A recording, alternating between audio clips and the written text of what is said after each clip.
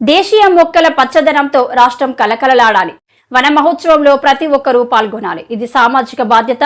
అన్య జాతుల మొక్కలను పెంచడం మానేద్దాం. దేశవాళీ జాతుల మొక్కలే పర్యావరణానికి నేస్తాలు. వన మహోత్సవం కార్యక్రమాన్ని విజయవంతం చేయాలని రాష్ట్ర ఉప ముఖ్యమంత్రి పవన్ కళ్యాణ్ వీడియో సందేశం. సామాజిక బాధ్యతగా తీసుకోవాలని మనస్ఫూర్తిగా అభ్యర్థిస్తున్నాను. పర్యావరణ సమతుల్యత కోసం పచ్చదనాన్ని పెంచాలి అనేది ఎన్డీఏ కూటమి ప్రభుత్వ లక్ష్యం. 29% ఉన్న పచ్చదనం 50% తీసుకెళ్లాలి లక్ష్యంగా పనిచేస్తున్నాం. ఈ వన మహోత్సవ కార్యక్రమంలో మరొక ముఖ్య విషయం, వృక్ష జాతుల ఎంపిక చాలా కీలకం. అవి స్వదేశీ వృక్ష జాతులను ఎంపిక చేసుకోవటం చాలా అవసరం. స్థానిక వృక్ష జాతులు నాటడం ద్వారా జీవ వైవిధ్యాన్ని, నేల ఆరోగ్యాన్ని మరియు పర్యావరణం మరియు మానవ ఆరోగ్యాన్ని కాపాడిన వాళ్ళు అవుతాం. అందుకే దేశవాళీ చెట్లు పెంచడం చాలా అవసరం. మన దేశ భూ వాతావరణ జీవ వైవిధ్యాన్ని ముప్పు కలిగించే అన్య దేశ జాతుల్ని నాటడం మనందరం మానుకోవాలి.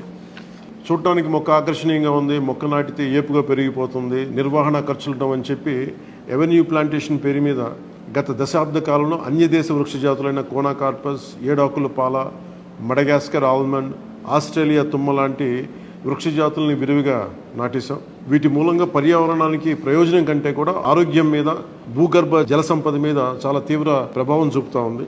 అందరూ ఆ ప్రాంత జీవ వైవిధ్యాన్ని పెంపొందించే స్వదేశీ జాతులను మాత్రమే నాటాలి అనేది ఏ దేశపు వృక్ష శాస్త్రజ్ఞుల్ని అడిగినా చెప్పే మాట ఇది.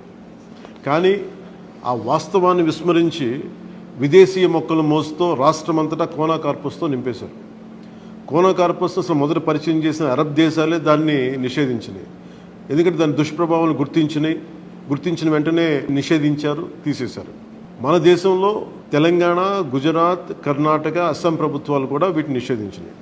ఈ కోనాకార్పస్ లాంటి విదేశీ వృక్ష జాతుల మూలంగా జరిగే అనర్థాలు చాలా ఉన్నాయి. అవి ముఖ్యంగా మన భూగర్భ జల సంపదను హరించి వేస్తాయి, శ్వాస సంబంధ ఆరోగ్య సమస్యలకి కారణమవుతున్నాయి.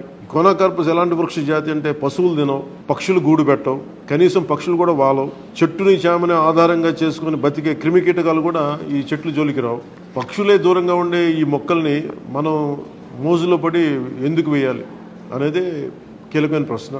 అందుకే ప్రతి సంవత్సరం జూన్, జూలైతో మొదలై నవంబర్లోని కార్తీక సమారాధన వరకు కొనసాగే ఈ వన మహోత్సవ కార్యక్రమంలో మన స్వదేశీ జాతులైన జీవ ఇంధనంగా ఉపయోగపడే కానుగ, వేప, చింత, ఉసిరి, శ్రీగంధం, ఎర్రచందనం, రావి, మర్రి, రేల, దిరిసెన, సీత, అశోక, మారేడు, నేరేడు, దేవకాంచనం, తెల్లమద్ది, మామిడి, కదంబం, జమ్మి, వెలగ, సీతాఫలం ఇలాంటి ఇంకా ఎన్నో మన జాతుల మొక్కల్ని నాటాలని అందరినీ అభ్యర్థిస్తున్నాం, కోరుకుంటున్నాం.